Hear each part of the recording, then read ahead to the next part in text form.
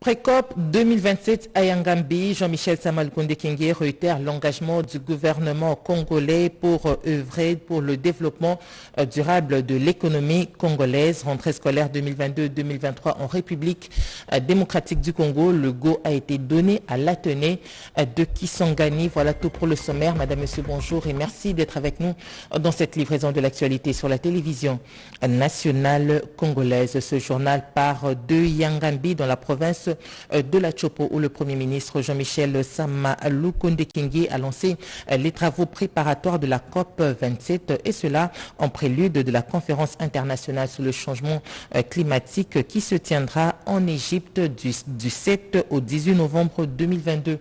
On en parle avec Pati Tondango Kizunda.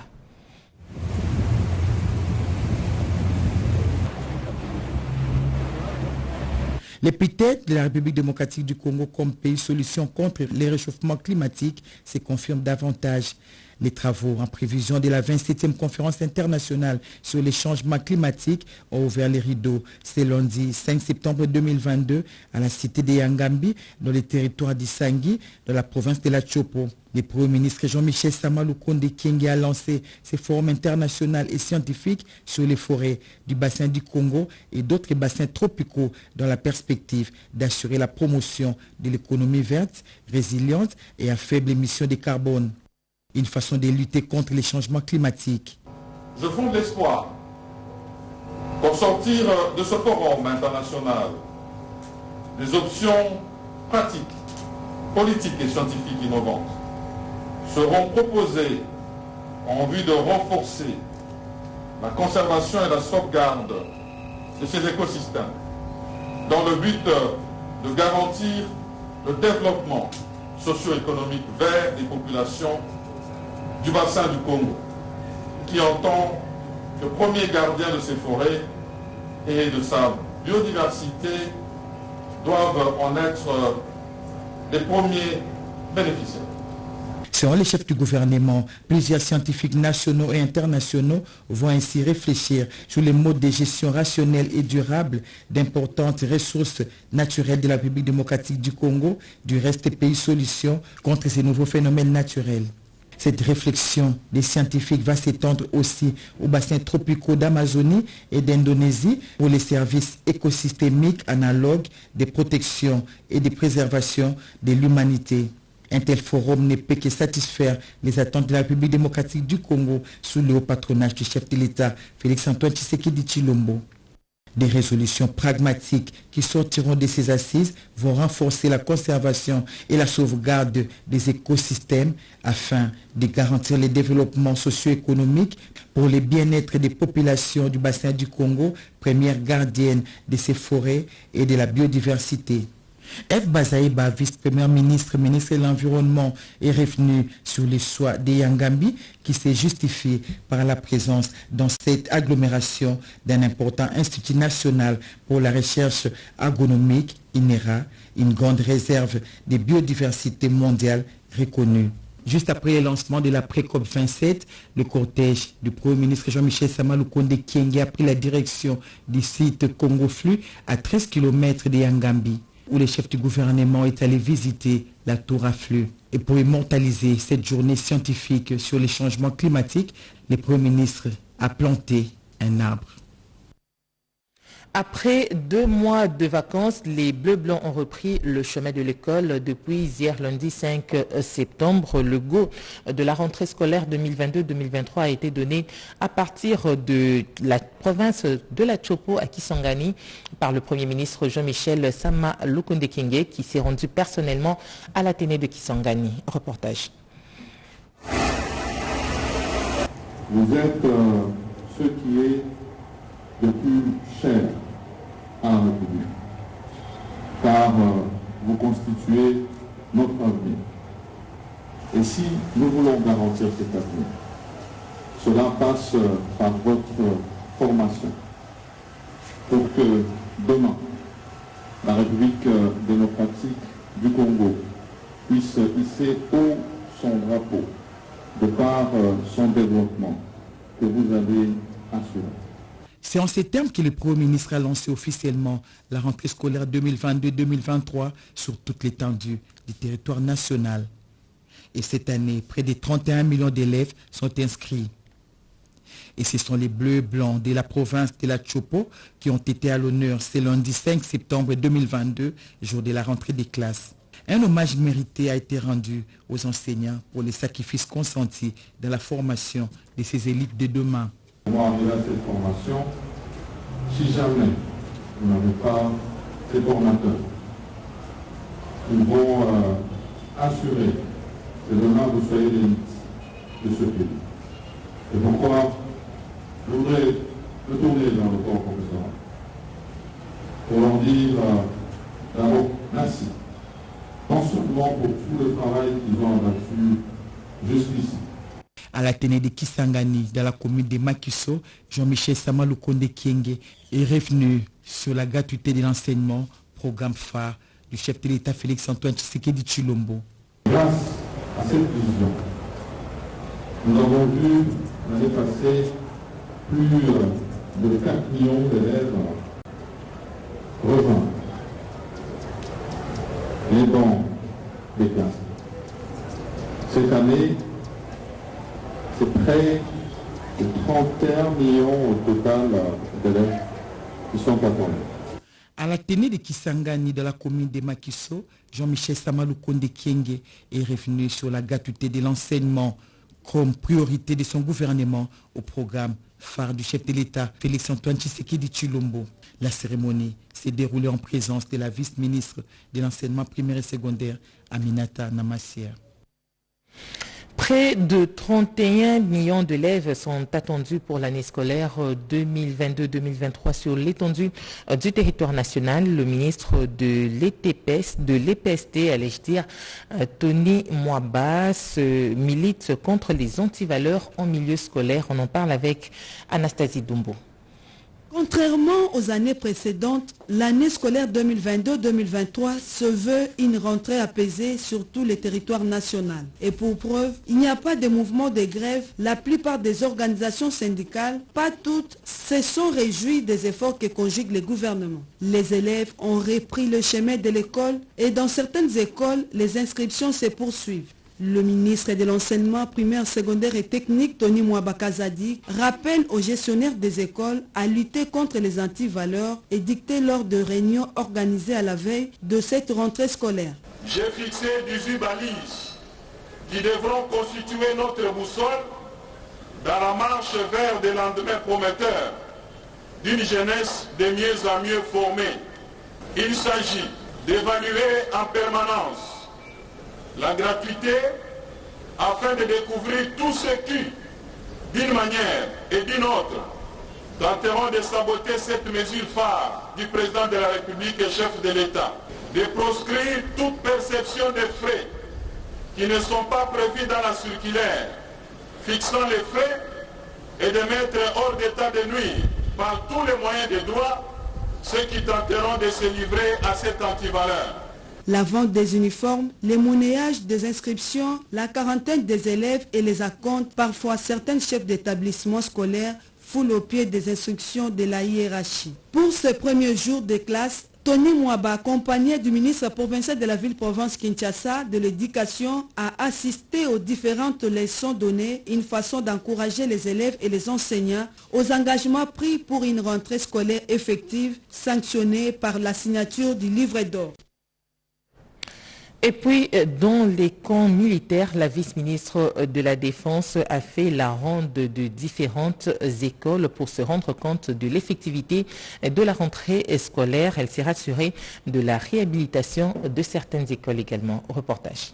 À l'occasion de la rentrée scolaire 2022-2023, la vice-ministre de la Défense nationale et ancien combattant, Séraphine Kilubu-Kutuna, a effectué une ronde dans les différentes écoles de camps militaires situées à Kinshasa pour s'assurer de l'effectivité de la rentrée scolaire en milliers des hommes en uniforme. Nous voulons remercier le chef de l'État, le président de la République et commandant suprême de l'armée congolaise, le premier ministre. Nous vous remercions pour tout ce que vous faites pour les enfants des militaires. Les militaires sont au front, nous sommes ici, nous tous que nous sommes là avec leurs enfants.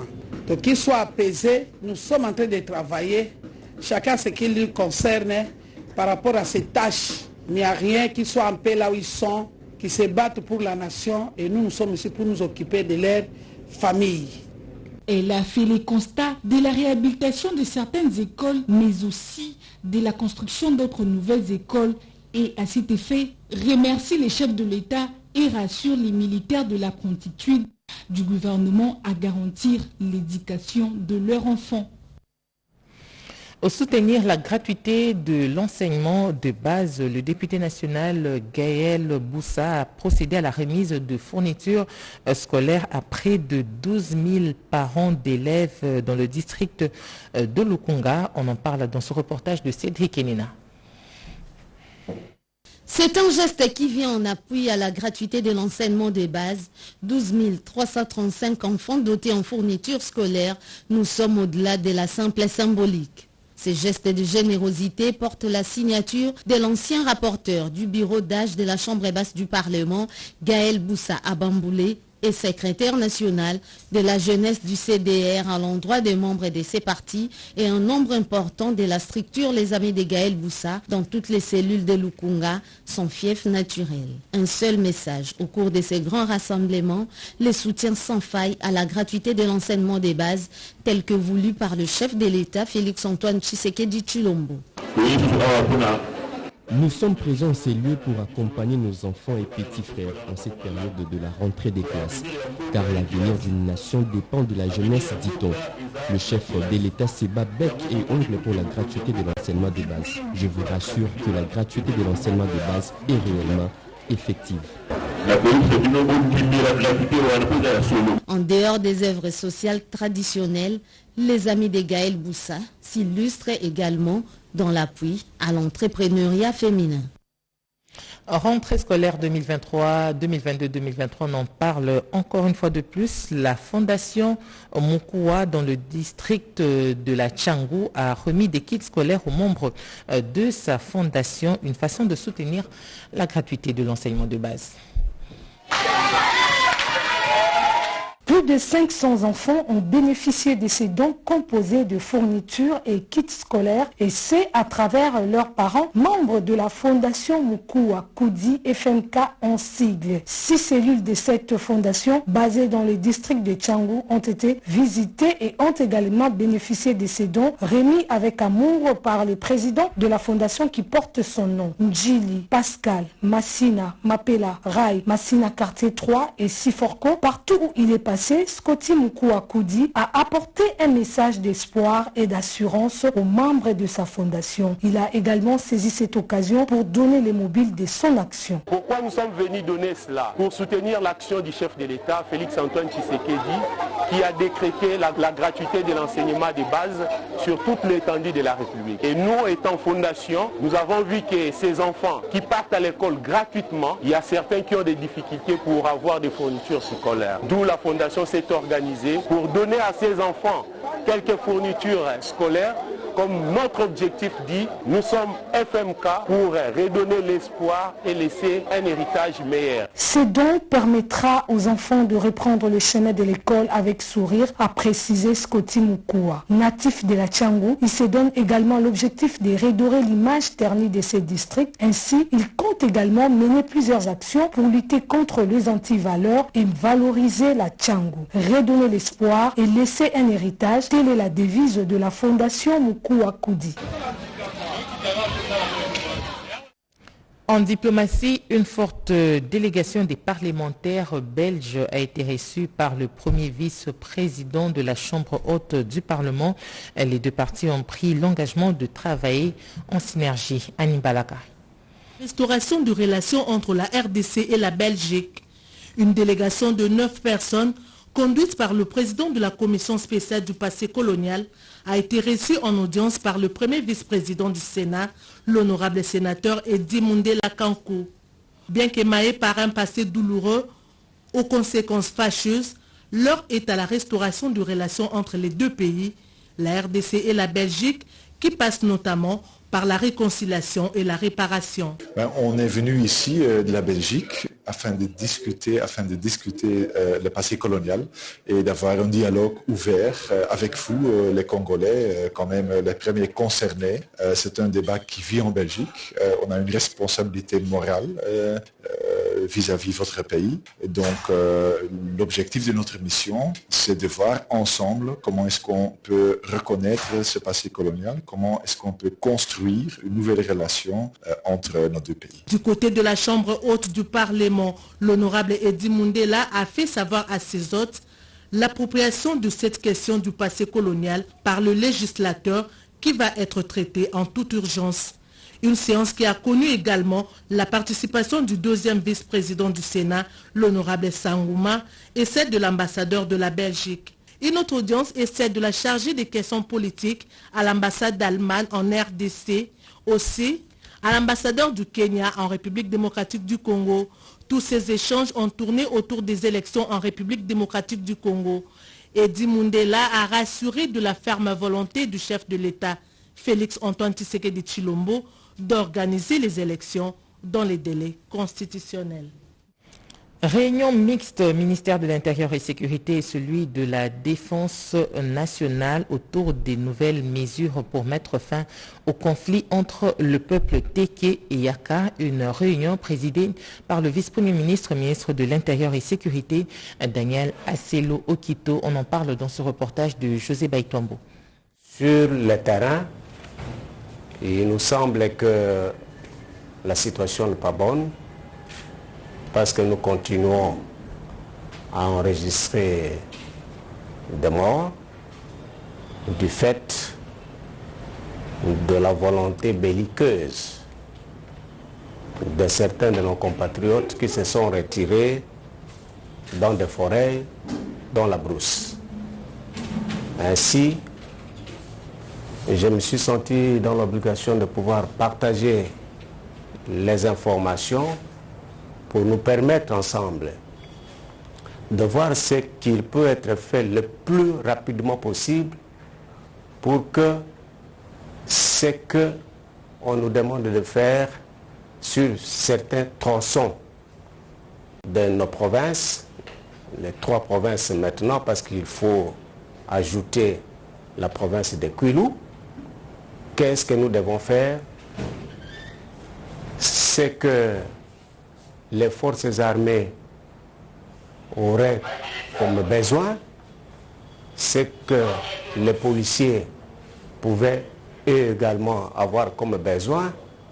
Nous allons le signifier à son Excellence Monsieur le Premier ministre pour que tout soit fait le plus rapidement possible de manière à ce que nos populations qui sont sur ces différents tronçons soient sécurisées et qu'un appel soit lancé, comme je le fais présentement là, à l'endroit de nos frères qui se trouvent encore sur le territoire de Maïndomé ou sur le territoire de Kwango, dans la situation où ils sont en train de se cacher la journée, sortir la nuit pour se ravitailler, mais faire le mal, que cela puisse s'arrêter, qu'ils sortent et qu'ils viennent dire et au Congo et au monde pourquoi ils sont arrivés à cette situation-là.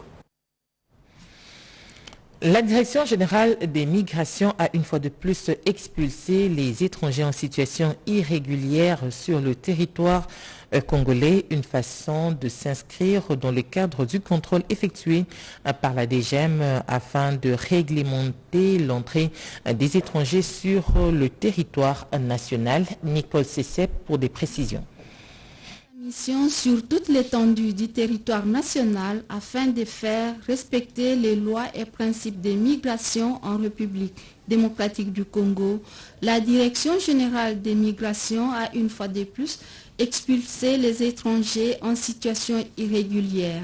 Appréhendés à Lubumbashi à la tête d'une délégation des 13 Indiens, leur employeur accusé de faux et usage de faux, puis facilitation à l'immigration irrégulière, a été expulsé et interdit de retourner en République démocratique du Congo. La DGM, qui possède des agents bien formés et du matériel de détection adéquat, a pu déceler à l'aéroport international d'Ndjili un Libanais déclaré personne non grata en RDC et qui voulait rentrer frauduleusement à Kinshasa en provenance d'Addis Abeba. Il a été renvoyé par le même régulier d'Ethiopian Airlines.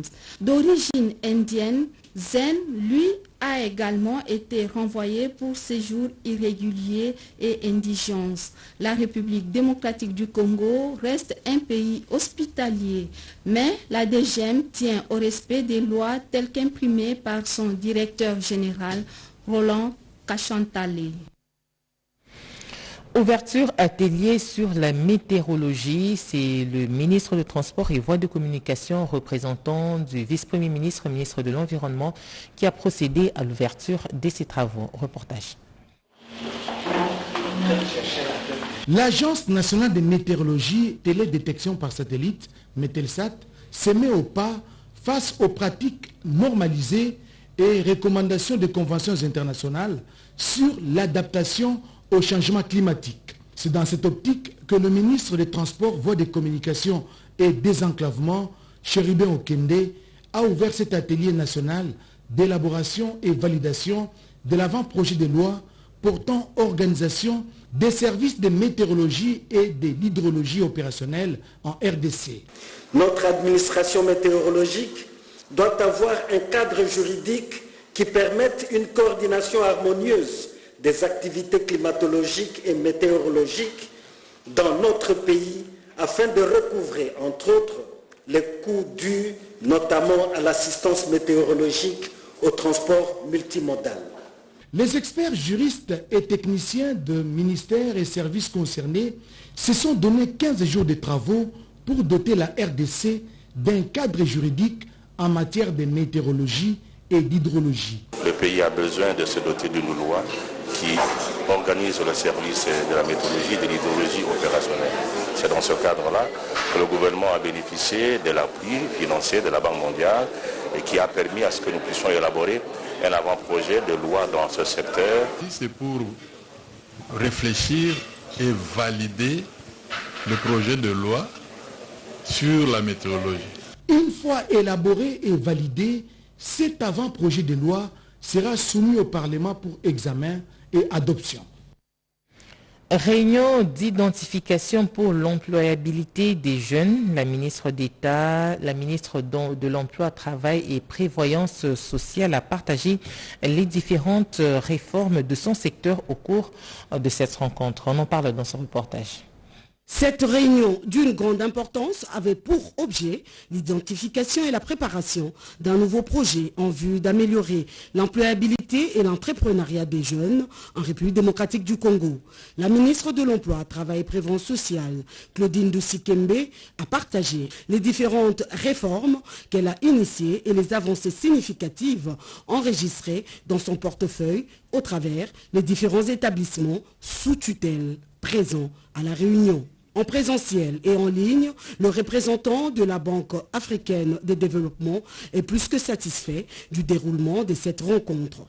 L'objet était effectivement de discuter avec le ministère de l'Emploi et de la Prévoyance sociale, essentiellement les éléments dans l'écosystème de l'emploi des jeunes dans la République démocratique du Congo. Donc ça a été une réunion assez riche en termes d'informations qu'on a recueillies, qui nous permettra donc d'essayer de faire les contours de ce projet et de faire vraiment la préparation de ce projet dans les bonnes conditions.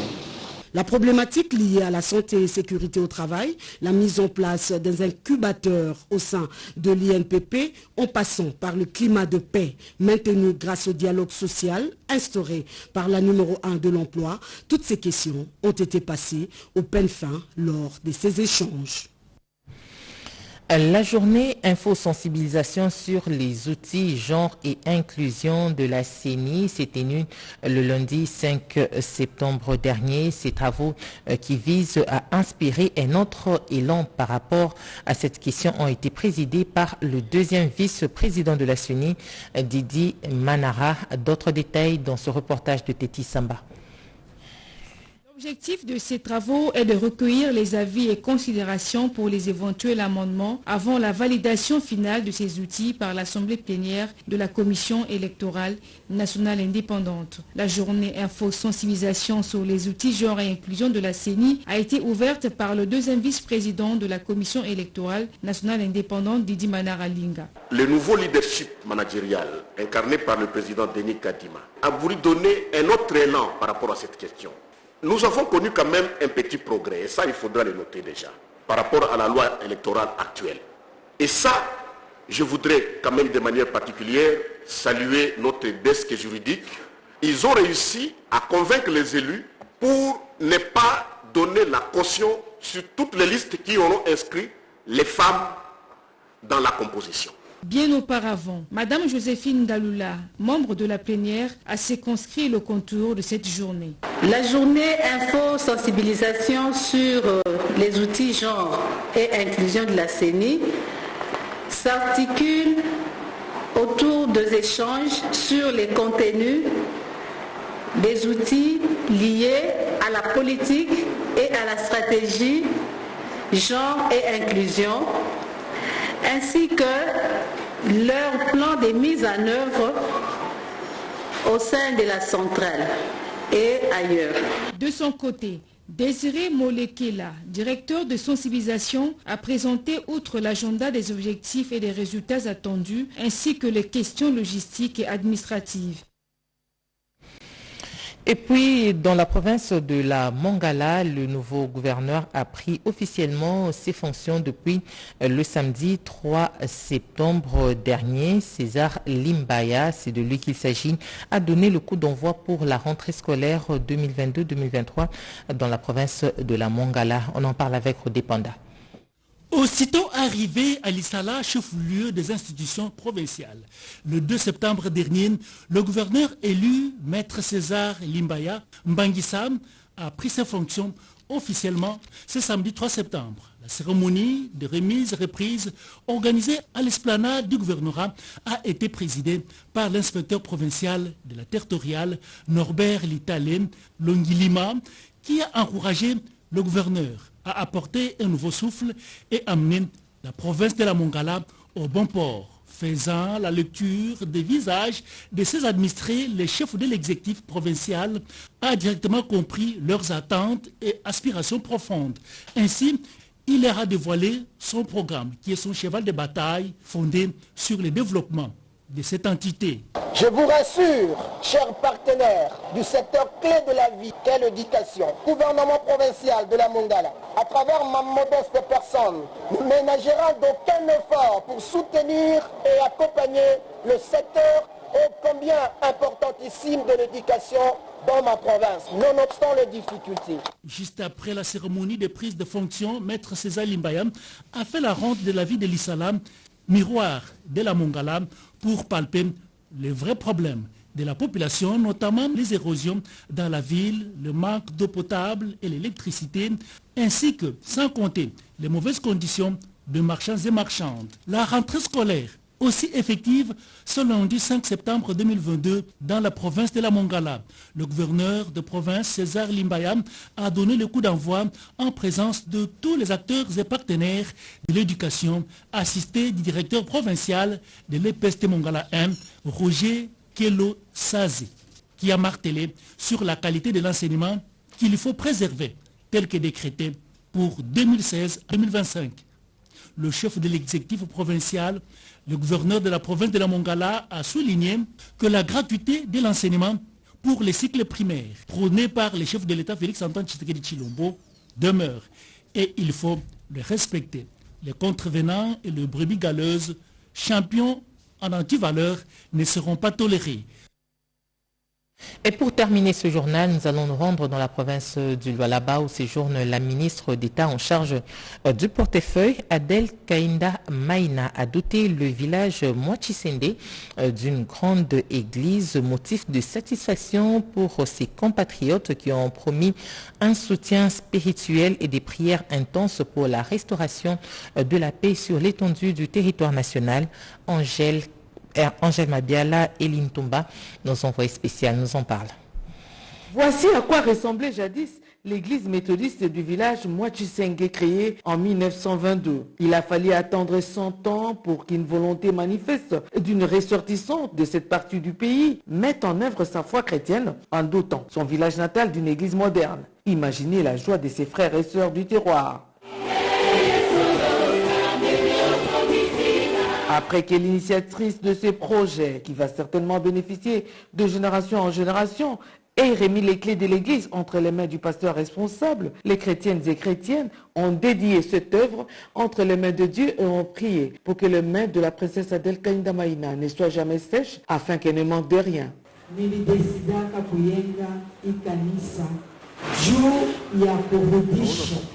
Reconnaissance, gratitude à celui qui ne dort ni qui ne sommeille. Lui, le Saint d'Israël, le Dieu vivant, le ressuscité du troisième jour, la Penda, Kurudisha accente, par celui que Dieu a élevé le premier, président de la République, chef de l'État, Félix Antoine Tshisekedi Tshilombo, nommé Josué, pour m'avoir témoigné de sa confiance, pour m'élever au rang du ministre d'État, ministre du portefeuille. Pour il est que Mungu alifanishia, mimi nasema merci na mimi nilipenda kutenda jo yenyewe nilisema nienge hii kanisa. Ils ont décidé de baptiser la paroisse Jourdain Mwachisenge des mémorial Adel Kainda. Les causes sont diverses. C'est à cause de cet amour qu'il a pour ce peuple qu'il a décidé de bâtir cet temple. Ces œuvres-là qui sont enregistrées parleront en votre faveur. Les adeptes de ces mémorials ont offert du cadeau à leur bienfaitrice. Et c'est par ici que nous mettons un terme à cette livraison de l'actualité. Avant de nous séparer, le rappel de titres Précop 2027 à Yangambi. Jean-Michel Samalukundi Kingi réitère l'engagement du gouvernement d'œuvrer pour un développement durable de l'économie congolaise. Rentrée scolaire 2022-2023 en République démocratique du Congo.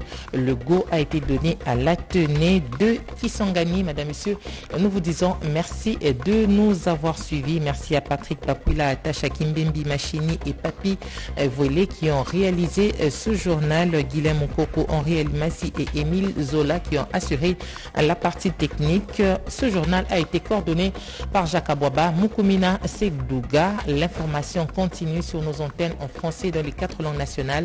À 9h en Swahili, Chiluba, Kikongo, Lingala. 13h30, Bobo Mukondi revient sur ce plateau pour la grande livraison de l'actualité. Madame, Monsieur, au revoir et à la prochaine.